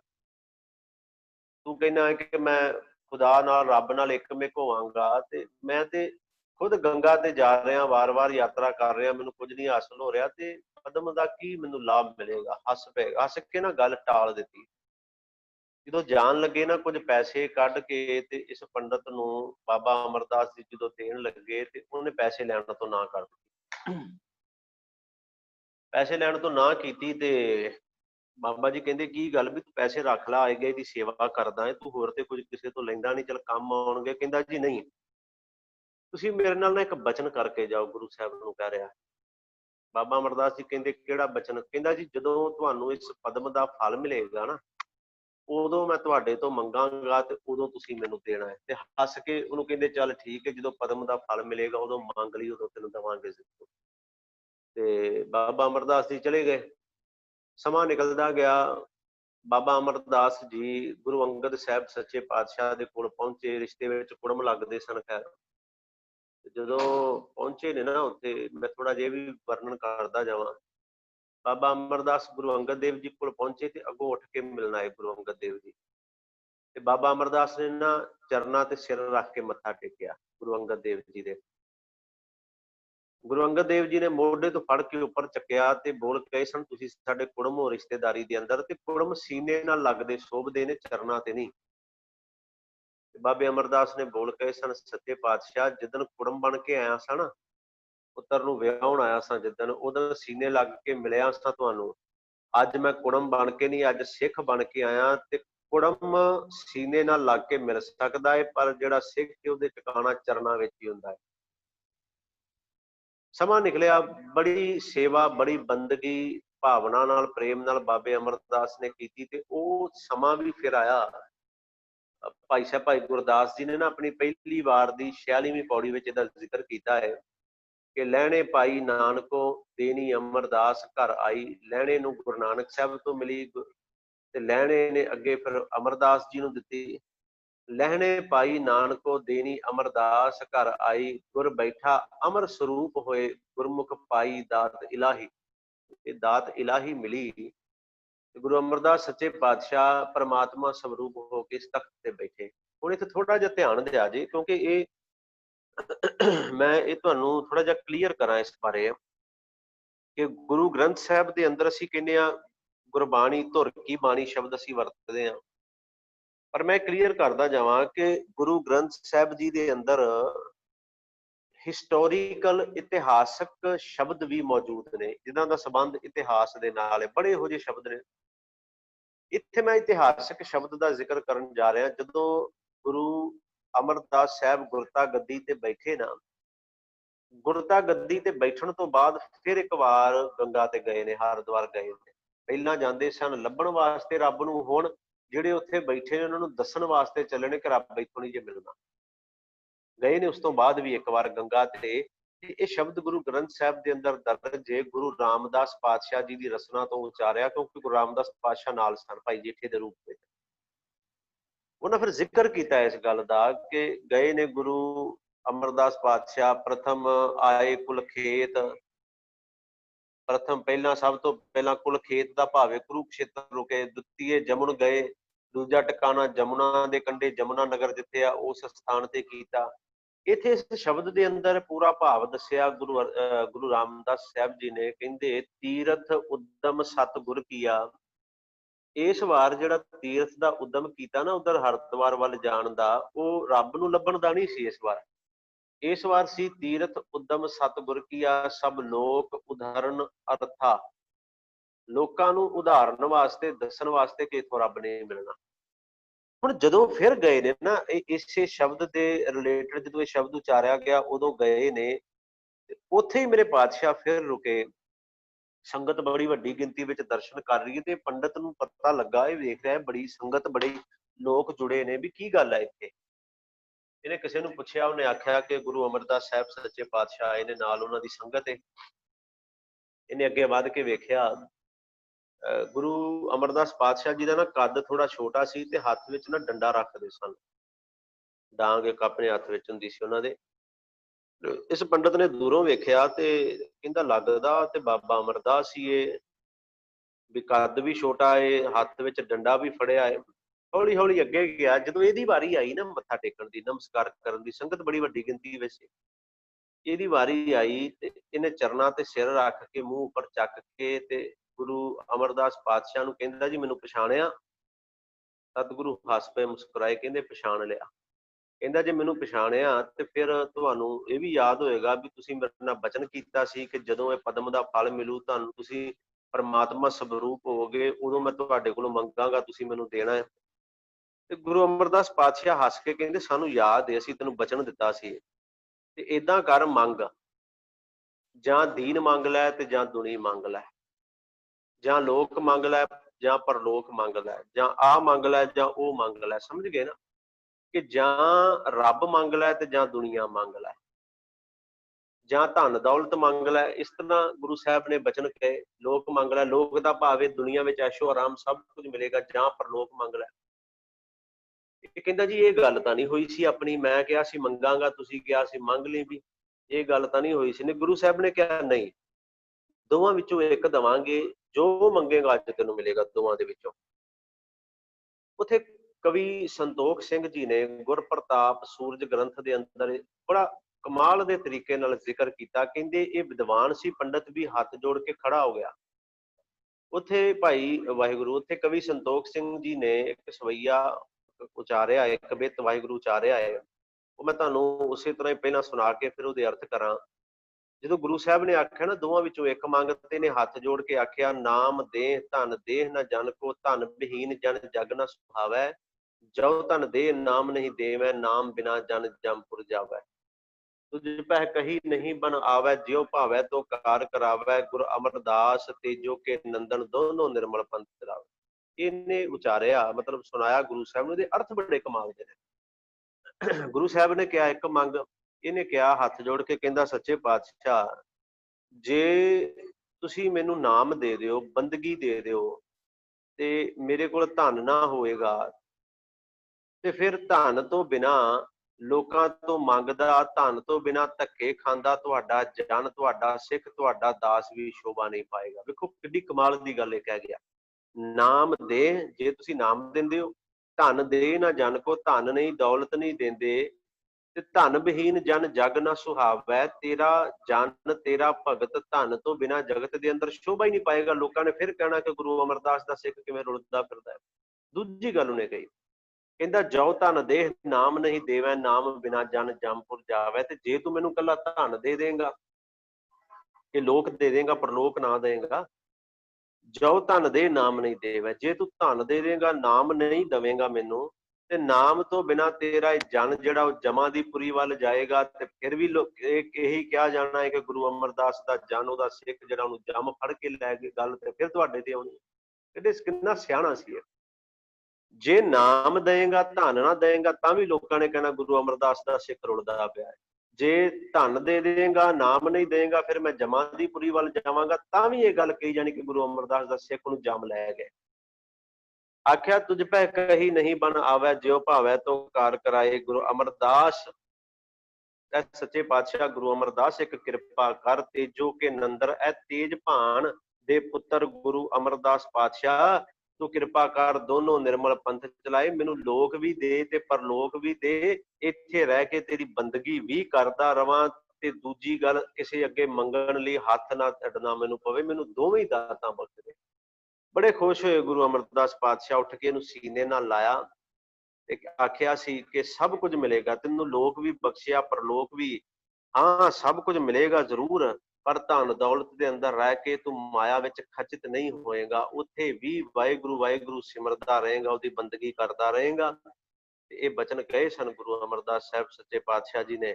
ਆਖਿਆ ਸੀ ਭਲਿਆ ਬੰਦਗੀ ਕਰ, ਵਾਹਿਗੁਰੂ ਵਾਹਿਗੁਰੂ ਸਿਮਰ, ਤੇ ਜਦੋਂ ਤੇਰਾ ਅਖੀਰਲਾ ਸਮਾਂ ਆਏਗਾ ਤੇਰਾ ਮਿਲਾਪ ਜਿਹੜਾ ਹੈ ਉਹ ਗੁਰੂ ਅਮਰਦਾਸ ਸਾਹਿਬ ਜੀ ਦੇ ਅੰਦਰ, ਭਾਵ ਤੇਰਾ ਮਿਲਾਪ ਪਰਮਾਤਮਾ ਦੇ ਅੰਦਰ ਹੋ ਜਾਏਗਾ। ਤਾਂ ਹੀ ਭੱਟ ਸਾਹਿਬਾਨਾਂ ਨੇ ਇਹ ਬਚਨ ਕਹੇ ਸਨ ਕਿ ਭੱਲੇ ਅਮਰਦਾਸ ਗੁਣ ਤੇਰੇ, ਤੇਰੀ ਉਪਮਾ ਤੋਹੇ ਬਣ ਆਵੇ। ਬੜੇ ਕਮਾਲ ਦਾ ਇਹ ਸਵਈਆ ਹੈ ਇਹ ਵਾਲਾ ਵੀ, ਜਿੱਥੇ ਭੱਟ ਸਾਹਿਬਾਨਾਂ ਨੇ ਸਿਫਤ ਕੀਤੀ ਗੁਰੂ ਅਮਰਦਾਸ ਸਾਹਿਬ ਜੀ ਦੀ। ਕਨ ਹਰ ਬੂੰਦ ਬਸੋਰੋ ਮਾਵਲ, ਕੁਸਮ ਬਸੰਤ ਗਨੰਤ ਨ ਆਵੈ, ਰਵ ਸਸ ਕਿਰਨ ਉਦਰ ਸਾਗਰ ਕੋ, ਗੰਗ ਤਰੰਗ ਅੰਤ ਕੋ ਪਾਵੈ, ਉਦਰ ਧਿਆਨ ਗਿਆਨ ਸਤਿਗੁਰ ਕੇ, ਕਬ ਜਨ ਭੱਲੇ ਉਨਹ ਜੋ ਗਾਵੈ, ਭੱਲੇ ਅਮਰਦਾਸ ਗੁਣ ਤੇਰੇ, ਤੇਰੀ ਉਪਮਾ ਤੋਹੇ ਬਨ ਆਵੈ। ਗੁਰੂ ਅਮਰਦਾਸ ਪਾਤਸ਼ਾਹ ਬੜੀਆਂ ਰਹਿਮਤਾਂ ਉਹਨਾਂ ਨੇ ਕੀਤੀਆਂ, ਬੜੀਆਂ ਬਖਸ਼ਿਸ਼ਾਂ। ਤੇ ਮੈਂ ਤਾਂ ਇਹ ਤੁਹਾਨੂੰ ਇਹ ਸਾਖੀ ਸੁਣਾਈ ਕਿਉਂਕਿ ਅੱਜ ਜਿਹੜੀ ਪੌੜੀ ਦੀ ਵਿਚਾਰ ਚੱਲ ਰਹੀ ਸੀ, ਜਿਸਨੂੰ ਬਖਸ਼ੇ ਸਿਫਤ ਸਲਾਹ, ਜਿਹਨੂੰ ਉਹ ਆਪਣੀ ਸਿਫਤ ਸਲਾਹ ਬਖਸ਼ਦਾ ਹੈ ਨਾ, ਉਹਦੇ ਤੇ ਹੀ ਰਹਿਮਤਾਂ, ਉਹਦੇ ਤੇ ਬਖਸ਼ਿਸ਼ਾਂ ਹੁੰਦੀਆਂ ਨੇ। ਸੋ ਸਮਾਂ ਕਾਫੀ ਹੋ ਗਿਆ ਹੈ, ਅੱਜ ਇਹਦੀਆਂ ਕੋਈ ਬੇਨਤੀਆਂ ਪ੍ਰਵਾਨ, ਕਿਸੇ ਦਾ ਕੋਈ ਸਵਾਲ ਇਹਦੇ ਨਾਲ ਰਿਲੇਟਡ ਹੈ ਤੇ ਆਪ ਜੀ ਆਪਣਾ ਮਾਈਕ ਔਨ ਕਰਕੇ ਪੁੱਛ ਸਕਦੇ ਹੋ ਜੀ। ਕੋਈ ਹੋਰ ਜਿਹਦਾ ਕੋਈ ਸਵਾਲ ਹੋਵੇ ਜੀ।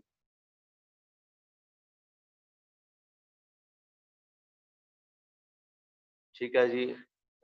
ਲਿੰਕ ਜਿਹੜਾ ਹੈ ਉਹ ਸਵੇਰ ਵਾਲਾ ਵੀ ਹੁਣ ਅਸੀਂ ਪਾਉਣ ਲੱਗੇ ਹਾਂ, ਤੇ ਇਹਦਾ ਲਿੰਕ ਵੀ ਰਾਤ ਤੱਕ ਪਾ ਦਿੱਤਾ ਜਾਏਗਾ। ਐਕਚੁਅਲੀ ਕਾਫੀ ਲੰਬੀ ਵਿਚਾਰ ਹੋ ਜਾਂਦੀ ਹੈ ਤੇ ਸਮਾਂ ਥੋੜਾ ਜਿਹਾ ਜ਼ਿਆਦਾ ਲੱਗ ਜਾਂਦਾ ਇਹਨੂੰ ਕਨਵਰਟ ਕਰਨ ਵਿੱਚ। ਸੋ ਅੱਜ ਇਹਦੀਆਂ ਕੋਈ ਬੇਨਤੀਆਂ ਪ੍ਰਵਾਨ। ਵਾਹਿਗੁਰੂ ਜੀ ਕਾ ਖਾਲਸਾ, ਵਾਹਿਗੁਰੂ ਜੀ ਕੀ ਫਤਿਹ।